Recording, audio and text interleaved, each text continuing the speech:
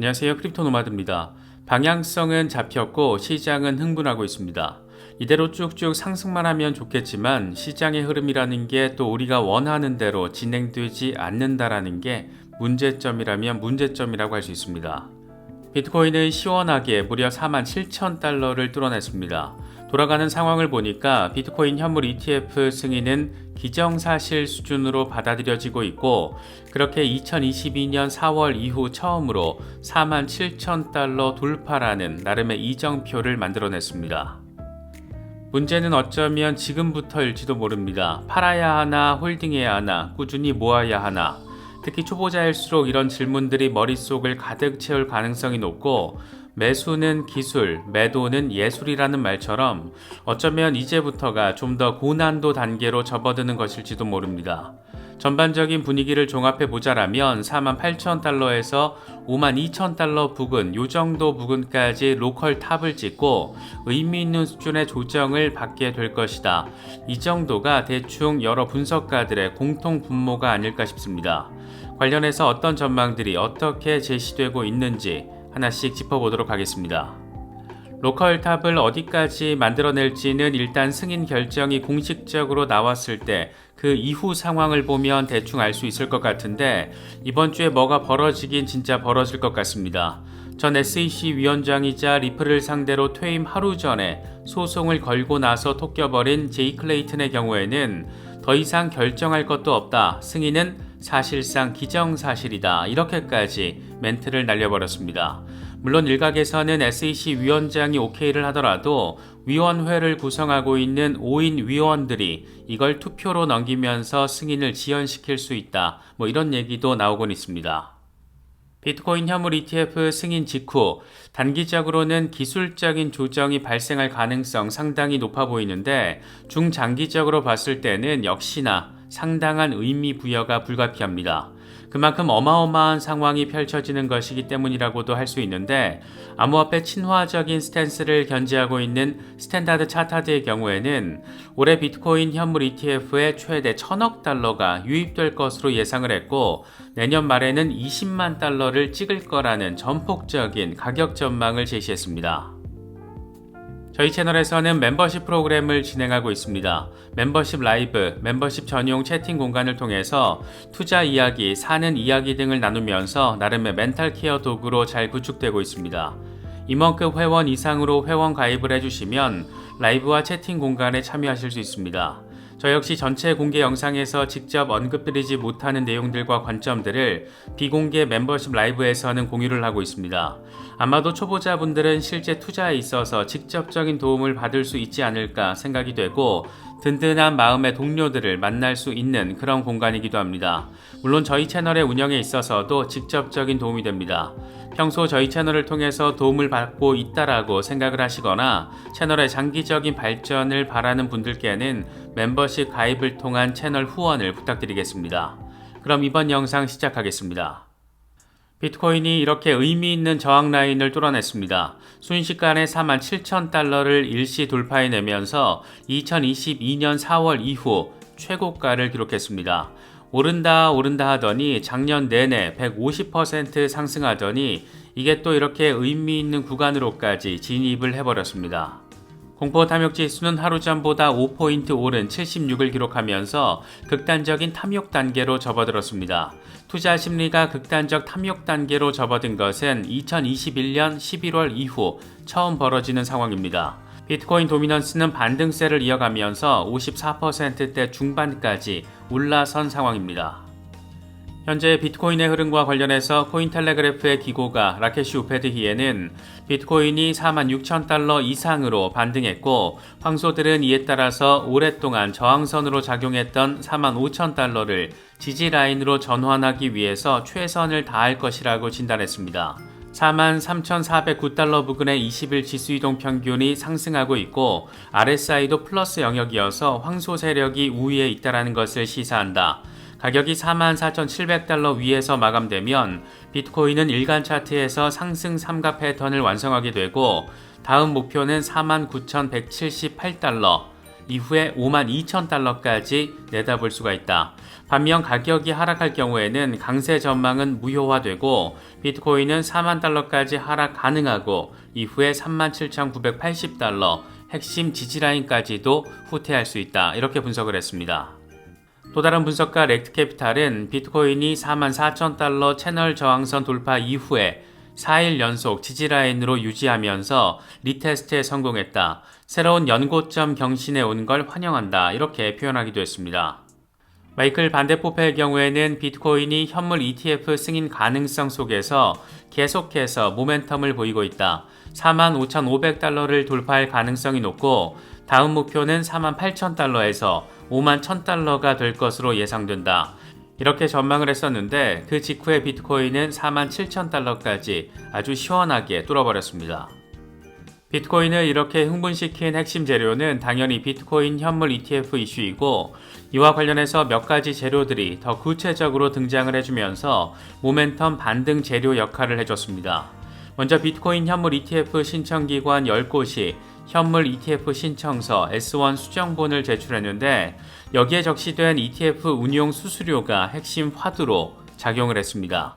여러 기관들이 각기 다양한 수수료 기준을 제시하면서 사실상 수수료 전쟁 양상으로 해석됐기 때문입니다.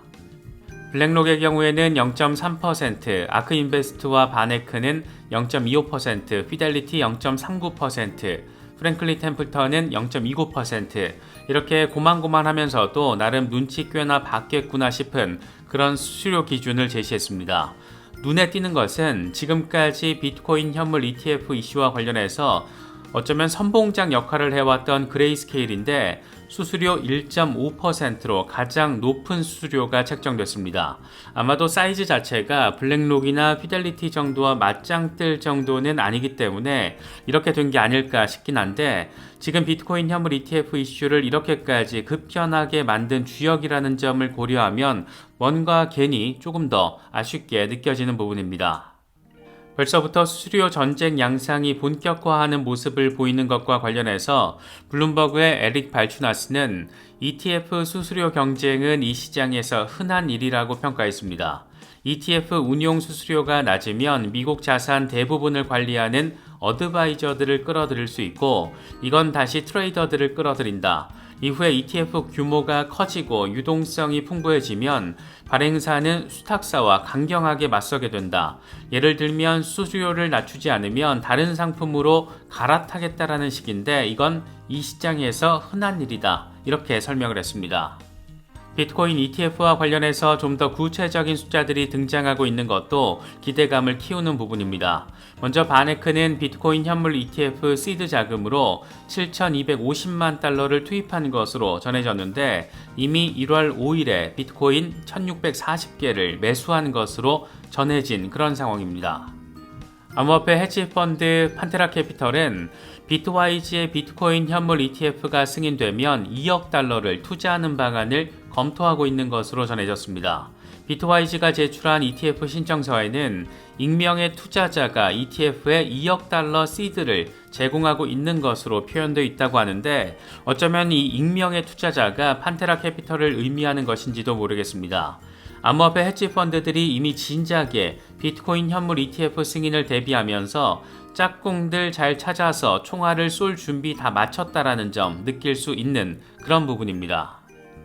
지금까지 1월 10일 승인 전망을 가장 전폭적으로 제시하며 여론몰이를 했던 곳은 블룸버그와 폭스 비즈니스였는데 CNBC도 이제는 안 되겠다 싶었는지 1월 10일 승인 여론몰이에 가세했습니다. 1월 10일에 승인될 것으로 보인다. 거래는 이르면 목요일에서 금요일에 시작될 수 있다. 이렇게까지 표현을 하면서 미국 월가에서 나름 방귀 좀 낀다라는 올드미디어 3인방 모두가 1월 10일 승인, 여기에 방점을 찍어버리게 됐습니다. 암호화폐 친화적인 은행 가운데 한 곳인 스탠다드 차타드는 비트코인 현물 ETF가 미국에서 출시될 경우 올해 500억 달러에서 1000억 달러 자금을 끌어들일 거라는 전폭적인 전망을 제시했습니다. 올해 말까지 미국 비트코인 현물 ETF에 보관되는 현물 물량을 43만 7천 개에서 132만 개로 예상을 했는데 이게 현금으로 환산을 하면 대략 500억 달러에서 1000억 달러가 됩니다. 이 같은 자금이 비트코인으로 유입될 경우 내년 말에 비트코인은 20만 달러에 접근할 것으로 내다봤는데, 이 같은 숫자의 근거로는 금 현물 ETF의 성장과 금 가격의 움직임, 이런 것들을 토대로 제시됐다고 합니다. 꽤 전폭적인 숫자이긴 한데 4월 비트코인 반감기를 거치면서 과거의 패턴을 반복할 경우 충분히 가능할 것만 같다, 이런 생각이 드는 것은 꼭 기분 탓만은 아닌 것 같습니다. 전 SEC 위원장이자 퇴임 하루 전 리플을 상대로 소송을 내고 토꼈던 제이 클레이튼의 경우에는 CNBC와 인터뷰를 통해서 비트코인 ETF 승인은 기정사실 수준이라고 평가했습니다. 비트코인 현물 ETF 승인은 불가피하다, 더 이상 결정할 내용도 없다, 이렇게 강조했습니다. 이 양반은 지난해 10월에도 현물 ETF 승인은 불가피하다, 기존의 승인을 막았던 여러 의문들이 규제 당국이 만족할 만한 수준까지 해소됐기 때문이다, 이렇게 설명하기도 했던 그런 인물입니다. 중장기적으로 비트코인 현물 ETF가 이 시장에 긍정적인 역할을 할 것이라는 부분에서는 큰 이견은 없어 보이는데, 문제는 승인 결정이 나더라도 그 직후의 흐름입니다.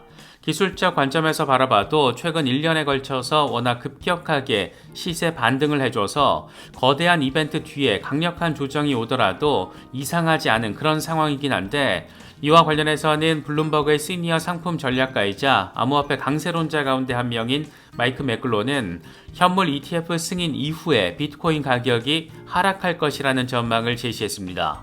현물 ETF 승인 가능성에 대한 기대감으로 지난 몇 달 동안 상승세를 이어왔는데, 승인 뒤에는 그동안의 랠리를 마감하고 하락하기 시작할 것이다. 과거 리먼 브라더스나 FTX 파산 당시에는 위험자산의 하락이라는 아주 단순한 기본 전제 조건이 있었는데, 비트코인은 가장 위험한 자산 가운데 하나다, 이렇게 지적했습니다. 그러면서 비트코인은 3만 달러에서 50% 반등을 했고 1년 전보다는 3배 가까이 올랐다. 비트코인의 최근 가격 움직임은 과거 다른 시장 최고점 당시와 비슷하다라는 점에서 SEC가 어떤 결정을 내리든 곧 추세 반전이 일어날 것이다, 이렇게 설명을 했습니다. 최근 비트코인의 급락을 야기시킨 주역으로 꼽히기도 한 매트릭스 포트의 경우에도 비트코인이 앞으로 2주 동안 7% 하락 가능성이 있다라고 전망했습니다. 스마트머니는 현물 ETF 승인을 이익 실현 기회로 활용할 가능성이 있고, 이에 따라서 36,000달러에서 38,000달러 가격 범위를 리테스트할 가능성이 있다라고 설명했습니다. 특히 펀딩비가 1월에 66.1%까지 올랐다가 7.4%로 하락한 상황을 거론하면서 이건 기술적으로 취약할 수 있다라는 시그널이다, 이렇게 평가했습니다. 비트코인 현물 ETF가 승인된 뒤에는 그 관심도가 이더리움으로 전환될 가능성도 충분히 생각해 볼 수 있습니다. 이더리움 역시 현물 ETF의 대상이고 2월에 대규모 메인넷 업그레이드를 예고한 상태이기 때문입니다.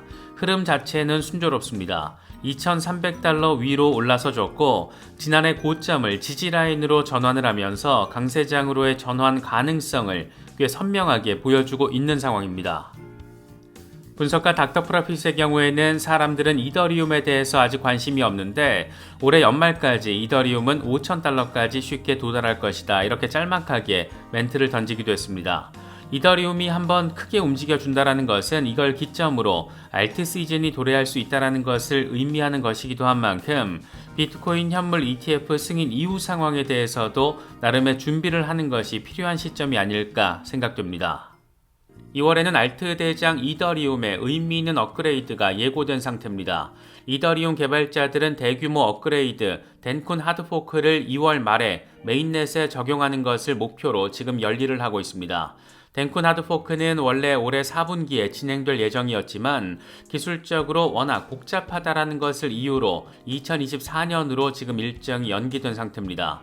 덴쿤 하드포크는 이더리움의 확장성 업그레이드를 위한 EIP4844, 가스 수수료 최적화, 네트워크 보안 개선, 이런 여러 업데이트를 포함하는 대규모 업그레이드입니다. 특히 EIP4844가 적용되면 이더리움 레이어2 수수료가 크게 낮아질 것으로 기대가 되고 있어서 이더리움의 확장성과 관련해서 의미 있는 도약 지점이 될 수 있을 것으로 진짜 엄청 기대되고 있는 그런 상황입니다. 3월이나 4월에는 러시아가 비트코인 법안을 도입할 가능성이 높습니다. 러시아 두마 금융위원장인 악사코프는 2024년에 암호화폐 규제 관련 법안을 발표할 것이고 3월이나 4월에 법안을 통과시키려고 시도할 것이다. 이렇게 지금 밝힌 상태입니다. 이미 러시아는 암호화폐 친화적인 스탠스로 입장이 정리된 상태여서 러시아의 이런 변화된 모습이 중국에는 어떤 영향을 미치게 될지도 관심 포인트라고 할 수 있습니다.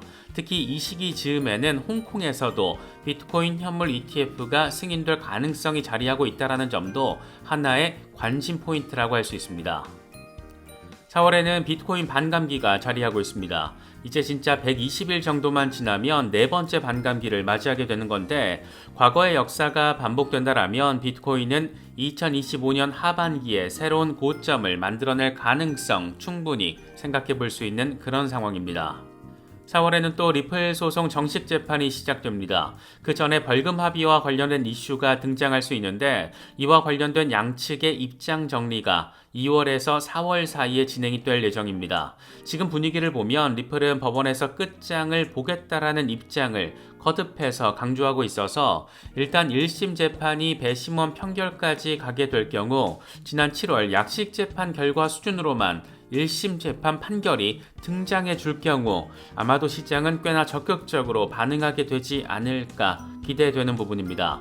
1심 최종 판결 시점은 물론 유동적이지만 적어도 3분기 전후 시점에서는 나와주지 않을까 생각해 볼 수 있을 것 같습니다. 5월에는 지금 이더리움 현물 ETF 승인 가능성이 있는 시기로 지목되어 있습니다. 비트코인 현물 ETF가 승인된다라면 이건 이더리움 현물 ETF 승인 가능성 역시 거의 100% 수준으로 만들어주는 것이어서 비트코인 현물 ETF 승인 시점에 따라서는 변동 가능성이 존재합니다. 블룸버그의 경우에는 비트코인 현물 ETF가 1월 10일 전후로 승인될 가능성을 90%로 제시하면서 이럴 경우 이더리움 현물 ETF는 5월쯤 승인될 것으로 보인다라는 전망을 제시한 상태입니다. 물론 이더리움 현물 ETF가 승인된다라면 그 다음으로는 솔라나 ETF 등 알트코인 ETF들이 잇따르는 상황도 함께 생각해 볼 수가 있습니다.